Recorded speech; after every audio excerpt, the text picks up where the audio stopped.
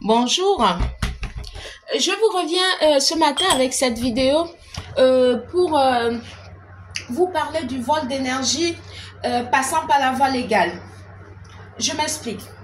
Pour tous ceux qui ne me connaissent pas encore et qui tombent cette fois-ci pour la première sur ma vidéo, moi je m'appelle Mariama.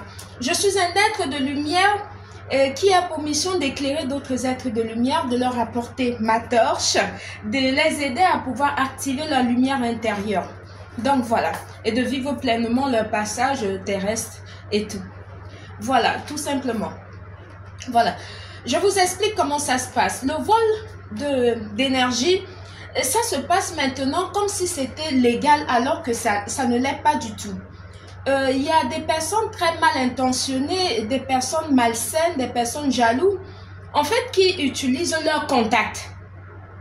Voilà.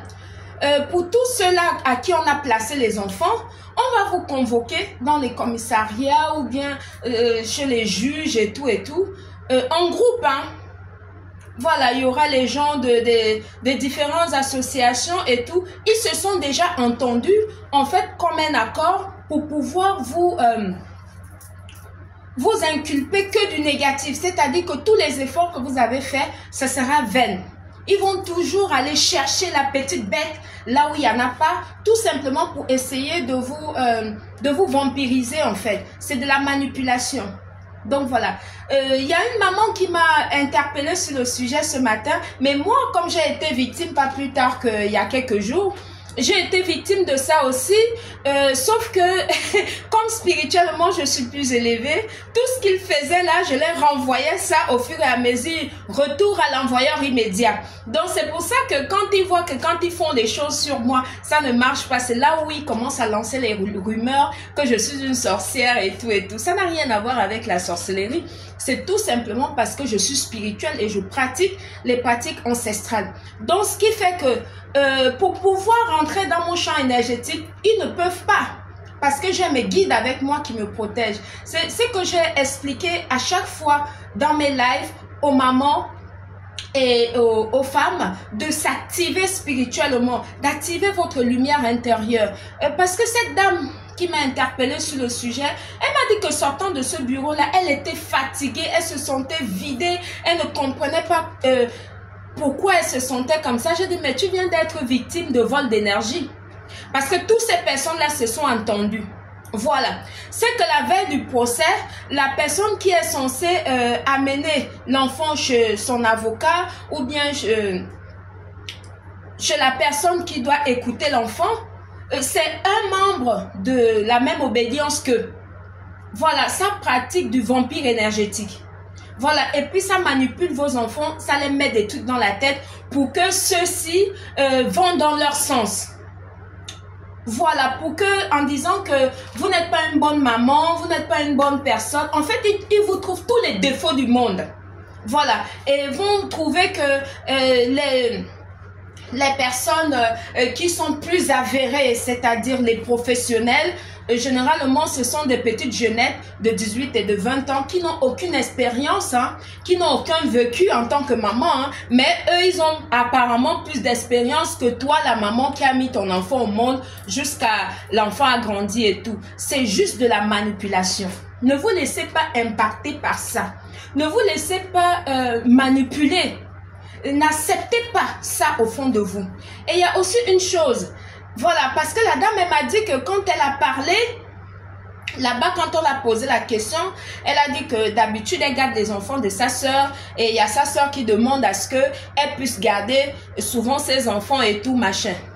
Ça, c'est la chose à ne pas faire. Pourquoi? Parce que quand vous appelez le nom d'une tierce personne qui a aussi des enfants et que celle-ci n'a pas encore d'enfants placés, ils vont commencer à lancer l'association dans la vie de celle-là pour pouvoir essayer de chercher, fouiller, afin de lui récupérer aussi ses enfants. Pourquoi? Parce qu'ils sont à la recherche des enfants à placer. Pourquoi?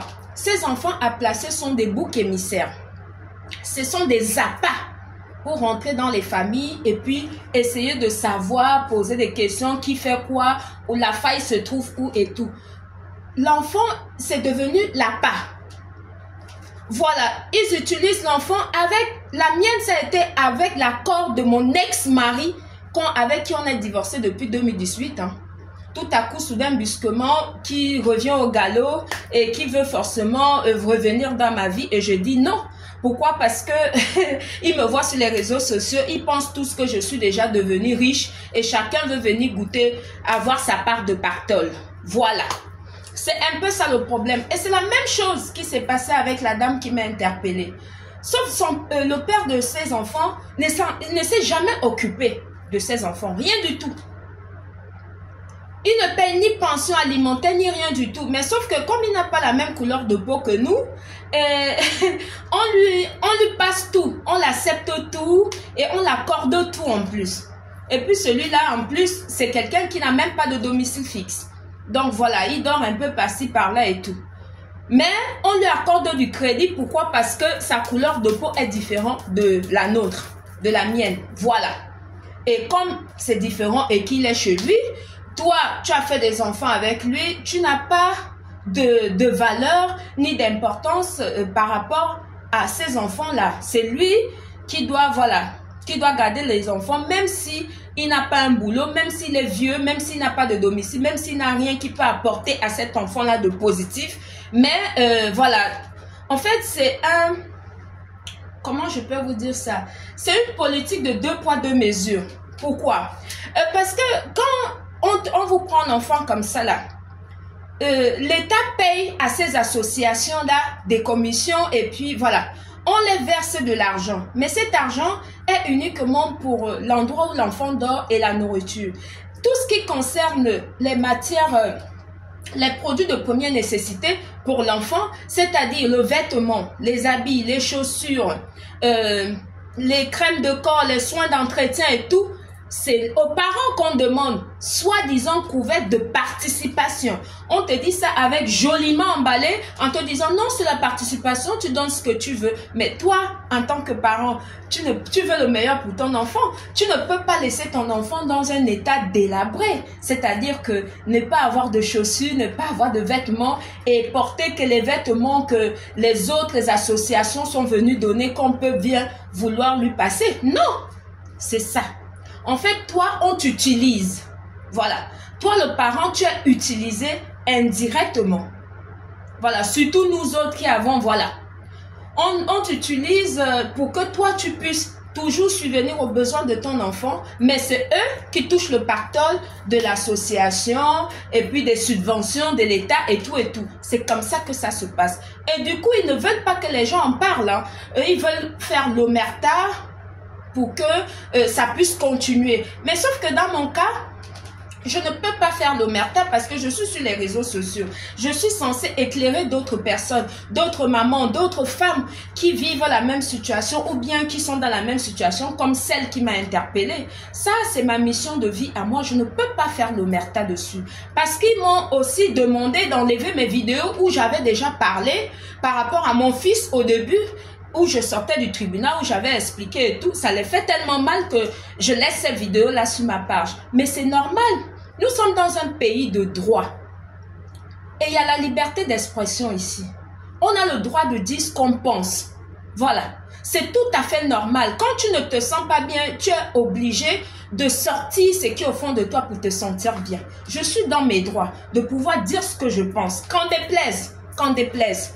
Voilà, ils utilisent leur contact et ils utilisent leurs droits de voilà de juge, de chef de voilà de chef de section, de commissaire et tout pour pouvoir ici vous vampiriser énergiquement en voulant user, on appelle ça des pratiques d'influence et de vol d'énergie spirituellement.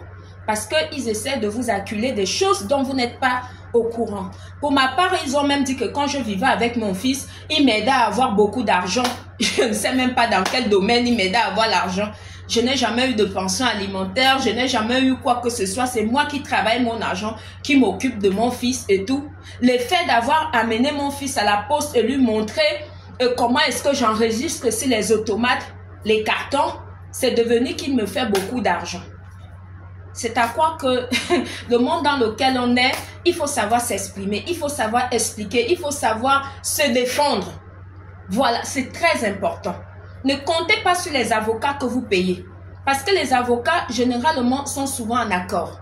Donc, ne comptez pas sur eux. Prenez le temps de pouvoir vous-même expliquer les choses clairement. Voilà, parce qu'il s'agit de votre vie, il s'agit de vos enfants, il ne s'agit pas des enfants des autres. Même quand vous payez un avocat, l'avocat va arriver là-bas, il va plutôt... la manière de te défendre, il essaie de t'acculer devant le juge. C'est un truc qui est juste incroyable et c'est ce qui se passe actuellement. C'est ce qui se passe. Donc, quand cette maman m'a interpellée, j'ai trouvé judicieux de faire cette vidéo pour pouvoir essayer d'expliquer. Peut-être que cette vidéo va tomber peut-être devant qui de droit. Peut-être le procureur de la République pour qu'il puisse non seulement saisir les juges, soit les juges des enfants et autres, pour pouvoir s'imprégner et s'expliquer par rapport à leur comportement vis-à-vis des mamans et des parents qui font tout pour leur progéniture pour essayer d'aider. Voilà.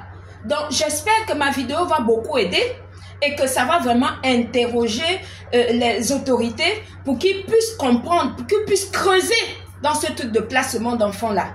Parce que ça commence à faire beaucoup. Les gens nous voient partout dans le monde entier. Ce pays-là, je l'aime beaucoup. Je suis venue en France ici, là, c'est par amour pour ce pays-là. Parce que toutes les valeurs que j'ai eues, ce sont les valeurs de la République. Et moi, je suis un enfant né dans une république.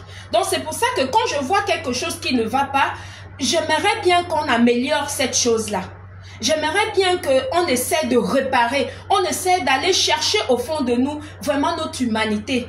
Qui a fait de nous, qui a fait de nous les êtres les plus humanistes dans le monde entier. La France est reconnue pour son humanité. S'il vous plaît, essayez de chercher cette humanité au fond de vous. Parce que là où on est en train de partir, là, c'est un peu compliqué. Ce n'est même pas qu'un peu compliqué, mais il n'y a plus de perspective. Voilà, ça fait qu'il y a beaucoup de délinquance de nos jeunes et tout.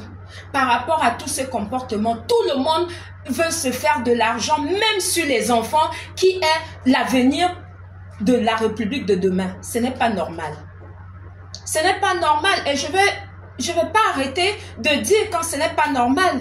Parce que ces pays-là aussi, ça m'appartient comme ça vous appartient. Quand vous déplaise ou pas, quand déplaise aux fachos.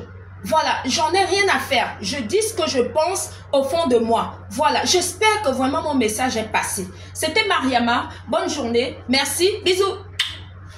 Je vous envoie la lumière. Gratitude.